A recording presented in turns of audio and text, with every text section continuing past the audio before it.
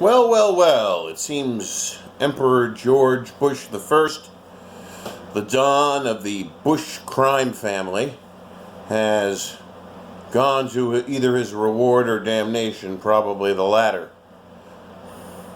Believe me, I will be crying no tears. I celebrate the death of no man, but I'm not crying any tears in his case. He was, after all, the man that probably the first American president that used the term New World Order in a speech. Typical New England aristocrat, gone to Texas to pretend to be a Texan. The Texans are very hospitable people. And in his case, perhaps too hospitable. I don't know why the American people liked the Bushes so much. I think it was because they were inarticulate. You know, as opposed to someone like Donald Trump, who has a common touch. The Bush family, all three of them that made or came close to the presidency, were singularly inarticulate. You know, now I'm not saying that Mr. Trump is the best speaker in the world, but he does a good job of making himself understood at the very least. But these men were always out for their class, the administrative elite, and money. They couldn't give a rat's hindquarters for the welfare of any American of European heritage, at least those who, you know, earned under a couple of $1 billion a year. These were the kind of people that knew that the way to get ahead in America was to play by all the rules their predecessors set. In other words, against the European American working and lower middle class, they've arrayed themselves. And of course, bring in as many third world migrants as possible. You know, it was a terrible thing. I think a condemnation against the conservative movement in the United States, that they allowed this person to succeed Ronald Reagan. What were they thinking?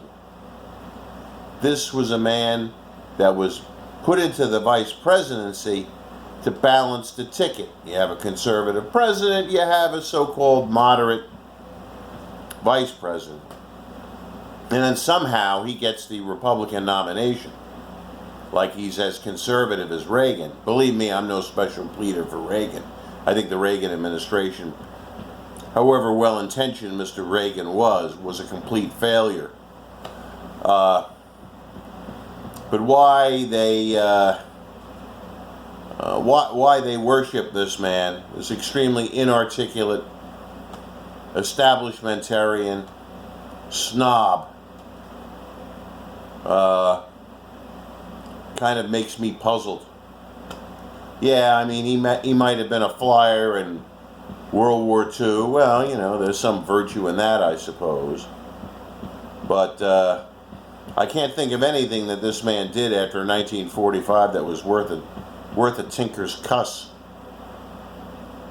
He made the family a lot of business, and, well, you know, some of his business dealings, like, you know, selling a worthless airport to Osama bin Laden's relatives. Really smart.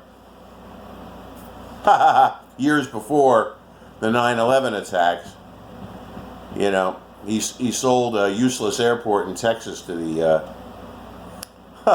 bin Laden family in Saudi Arabia. They always were tight with the Arab oil people. They were almost little errand boys for them. So I shed no tears about the passing of Mr. Bush. It is, I understand one of them got elected for a minor post in Texas, unfortunately, in the recent round of elections.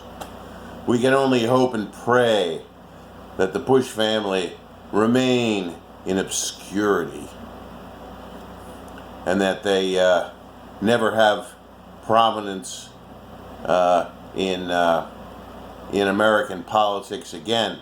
One would hope that Jeb's horrifically bad performance in the 2016 Republican presidential primary would have been a hint to the Bushes that they're no longer wanted on the American stage. But I see a lot of even very conservative people and even some nationalists, perhaps carried away by nostalgia for the 90s, saying nice things about Poppy Bush. These are not nice people. These are people that don't care about the welfare of ordinary Americans. He was a bad man, and the Bush family will always be a pack of criminals. This is Cord Cod 1 of Nationalist News and Notes, signing off.